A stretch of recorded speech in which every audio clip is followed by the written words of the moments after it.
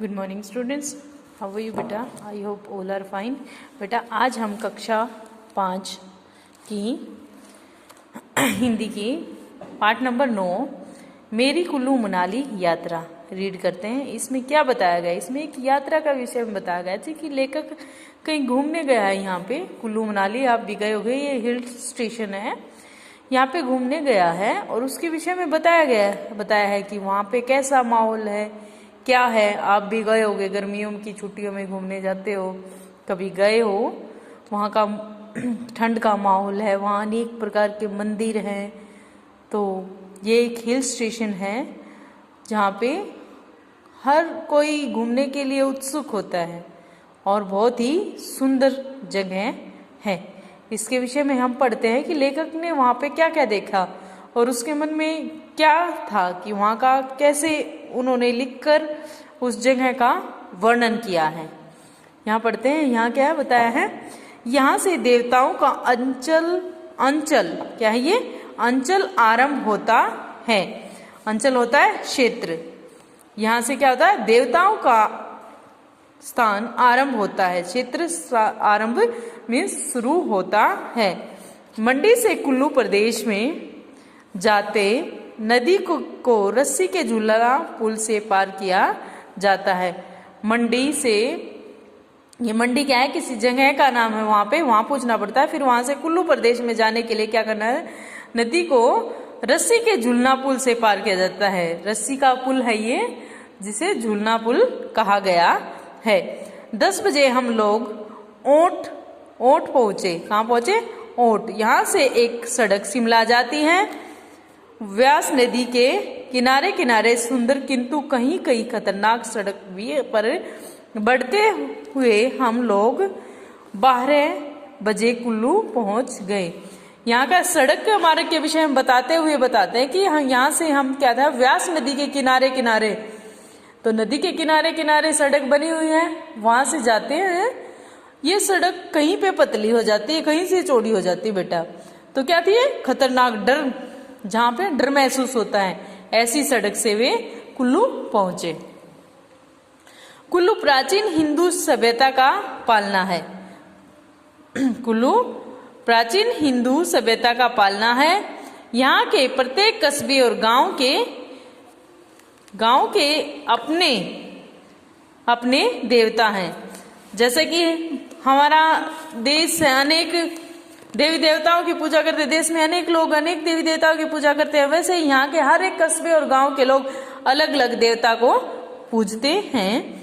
ये साल में एक बार रथों पर बैठकर कुल्लू के रघुनाथ मंदिर में राम की उपासना के लिए जाते हैं। ये यहाँ पर बेटा क्या है कि एक साल में एक त्योहार आता है, जैसे जब ये मनाते हैं, उसमें क्या था, वहां एक मंदिर है, रघुनाथ मंदिर। क्या करते हैं, ये एक रथ में बैठकर वहां जाते हैं और वहां श्री राम की पूजा करते हैं। यहाँ पर दशहरे के दिन विजयी राम का उत्सव होता है। किस दिन होता है? दशहरे वाले दिन यहाँ पर विजयी राम का उत्सव मीन्स त्योहार होता है। इसमें आसपास के सभी देवी देवता रथों पर बिठाकर लाए जाते हैं। दशहरे के अवसर पर यहाँ बड़ा भारी मेला लगता है। इस मेले में रंग बिरंगे कंबल, पट्टू पट्टियाँ, पश्मीना तरह की खालें, तरह तरह के जूते मोजे, टोपियाँ, बांसुरी, सोने चांदी के आभूषण, लकड़ी व हड्डी की कंघियाँ, तरह तरह की चीजों से बने हार मिलते हैं। यहाँ पे क्या होता है बेटा, दशहरे वाले दिन क्या होता है, सभी गांवों से जो देवी देवताओं को मानता है, उनको उन देवी देवताओं की मूर्तियों को रथ में बैठा कर लाया जाता है और यहाँ पर बहुत भारी मेला भी लगता है, जिसमें अनेक प्रकार की चीजें पाई जाती है। मेलों में आप कभी गए हो, हर तरह की चीजें मिलती हैं। वैसे ही यहाँ पे भी एक मेला लगता है। उस दिन हम कुल्लू में 2 घंटे ठहरे, भोजन किया और लॉरी में बैठकर आगे चले गए। जैसा कि बताया गया है, लॉरी क्या होती है, गाड़ी में बैठकर चले गए। मनाली देवताओं के अंचल का ऊपरी छोर कुल्लू से लगभग 40 किलोमीटर है। अध बीच में कटराई की बस्ती है। तो क्या है, मनाली में जो देवताओं का क्षेत्र है बेटा, वहाँ कुल्लू से 40 किलोमीटर ऊपर है। और आधे रास्ते में कटराई की बस्ती है। कटराई से चलकर हमारी मोटर क्लॉथ होती हुई मनाली जा पहुंची। मनाली या मुनाली ने यह नाम मुनाल नामक पक्षी से पाया है। मनाली का यह नाम जो रखा गया है, ये किस पक्षी के नाम से, किस नाम से लिखा गया? मुनाल नामक पक्षी के नाम से, जो यहाँ बहुतायत से होता है। बहुतायत होता है बहुत अधिक मात्रा में, बहुत है। यह पक्षी अत्यंत सुंदर होता है। यह पक्षी क्या है? बहुत सुंदर होता है। सेब और नाशपाती के लिए मनाली संसार का सबसे बढ़िया स्थान है। मनाली में कौन से फ्रूट होते हैं? सेब और नाशपाती। सेब हमेशा मनाली का ही सबसे अच्छा और टेस्टी पाया जाता है बेटा। मनाली की 2 बस्तियां हैं। एक तो बाहर से आकर बसे हुए लोगों द्वारा बनाए गए बंगलों और बाजार वाली बस्ती जो दाना कहलाती है। दाना कौन सी बस्ती है? 2 प्रकार की बस्ती है बेटा। जो बाहर से लोग आकर बसे हुए हैं, उन्होंने अपने बंगला और बाजार बना रखे हैं, वो होती है दाना बस्ती कहलाती है। और दूसरी मील भर ऊपर चलकर खास मनाली गांव की बस्ती, खास मनाली गांव की बस्ती है मोटर दाना तक जाती है। जो ये दूसरी है उनकी मील भर ऊपर चलकर मनाली, खास मनाली गांव, वो क्या है? मोटर दाना तक जाती है। दाना से सड़क व्यास नदी पार करके रोहतांग की जोत से लाहौल को चली जाती है। दाना से ये सड़क क्या है? व्यास नदी को पार करके रोहतांग की तरफ चली जाती है। इससे थोड़ी दूरी पर वशिष्ठ नाम का गांव है। किस नाम का? वशिष्ठ। यह जहाँ गर्म पानी का कुंड और मंदिर है। यहाँ पे बेटा कुल्लू मनाली में जो एक वशिष्ठ गांव है, वहां पर क्या है? एक गर्म पानी का कुंड और मंदिर है। कहते हैं कि वशिष्ठ ऋषि ने यही तपस्या की थी। ये वशिष्ठ नाम भी वशिष्ठ ऋषि के नाम से रखा गया बेटा इसका, कि यहाँ पर क्या था? वशिष्ठ ऋषि ने क्या थी? तपस्या की थी। यहाँ के पानी में गंधक की मात्रा अधिक है, जो स्वास्थ्य के लिए लाभदायक है। यहाँ जो गर्म पानी है उसमें क्या है? गंधक की मात्रा मिलती है, जो शरीर के लिए बहुत ही लाभदायक है। रोहतांग की जोत पर ही व्यास कुंड है। रोहतांग की जोत पर व्यास कुंड है। यहाँ से थोड़ा हटकर व्यास नदी निकलती है। रोहतांग का मार्ग बहुत ही रमणीक है। रमणीक अर्थात सुंदर है।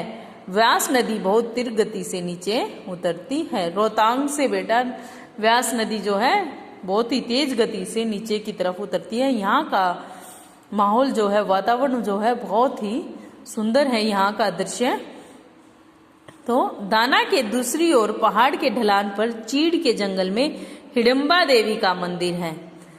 जो दाना गांव है वहां पर दूसरी ओर पहाड़ के ढलान पर, पहाड़ की ऊंचाई पर, और वो नीचे उतरती है तब वो ढलान सा बनता है, वहां पर किस देवी का मंदिर है?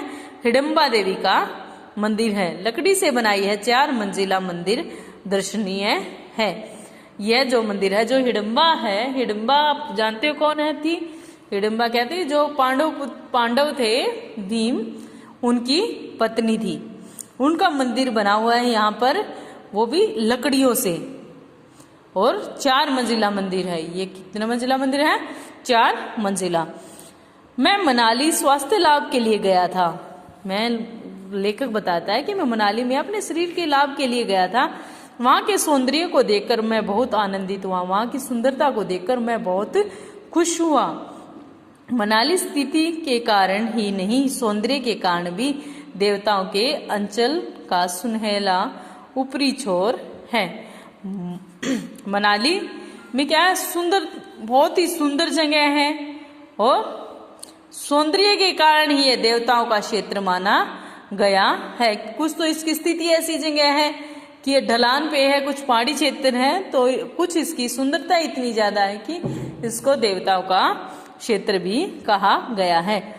हिडिंबा मंदिर से मनाली की ओर जाता हुआ मार्ग 2 चट्टानों के बीच होकर गुजरता है, जो अपने आकार के कारण देवी का चूल्हा नाम से प्रसिद्ध है।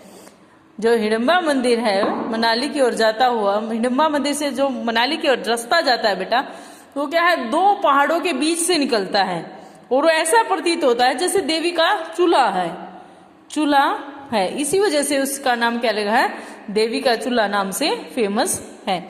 कहते कि हिडिंबा देवी मनुष्य भून भून कर अपना भोजन तैयार करती थी। रोहतांग का मार्ग मनमोहक है। जो फिर क्या है, रोहतांग के रास्ते के विषय में बताया गया, वहां का रास्ता बहुत ही सुंदर और मन को मोहने वाला है। व्यास नदी के वेग से किसी तरह पहाड़ के पहाड़ कट गए हैं, वह भी देखने की चीज है। इसमें बताया जब व्यास नदी इतने तेज भाव से बहती है कि उसकी वजह से क्या हुआ है, पहाड़ की कटिंग हो गई है, कट गए हैं, वो भी एक देखने की चीज है। कहीं कहीं तो नदी 8-10 फुट चौड़ी दरार में नीचे जाकर अदृश्य हो गई। कहीं कहीं पर तो क्या था, ये नदी थी जो 8-10 फुट नीचे जो जाकर चौड़ी दरार 8-10 फुट चौड़ी दरार में नीचे जाकर अदृश्य में लुप्त हो गई, जो दिखाई नहीं देती, केवल स्वर सुनाई पड़ता है, केवल उसकी आवाज सुनती है। दरारों में इस तरह से बहने लग गई कि उसको ये नहीं पता चल रहा कि यहां से नदी निकल रही है, क्योंकि उस नदी के वेग की वजह से, भाव तेजी का भाव है जो, उसकी वजह से पत्थर कट गए हैं और उनमें से पानी बहने लग गया है। रोहतांग की जोत के दूसरी पार कोक्सर पड़ाव है। यहाँ जाते हुए बर्फ के सौंदर्य का जो दृश्य दिखाई देता है, मैंने दूसरा नहीं देखा। यहाँ पर क्या है, बहुत सारी बर्फ देखने को मिलती है, उसका न वर्णन हो सकता है, न चित्र खींच सकता है। यह स्थान 3 नदियों का उद्गम स्थान है।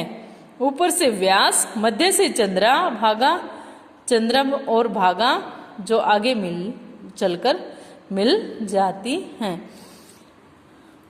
ये क्या है, ये तीनों नदियों का बेटा उद्गम स्थान है। किस किस का, व्यास, चंद्रा और भागा, जो कि ये तीनों नदियां आगे जाकर एक दूसरे में मिल जाती हैं।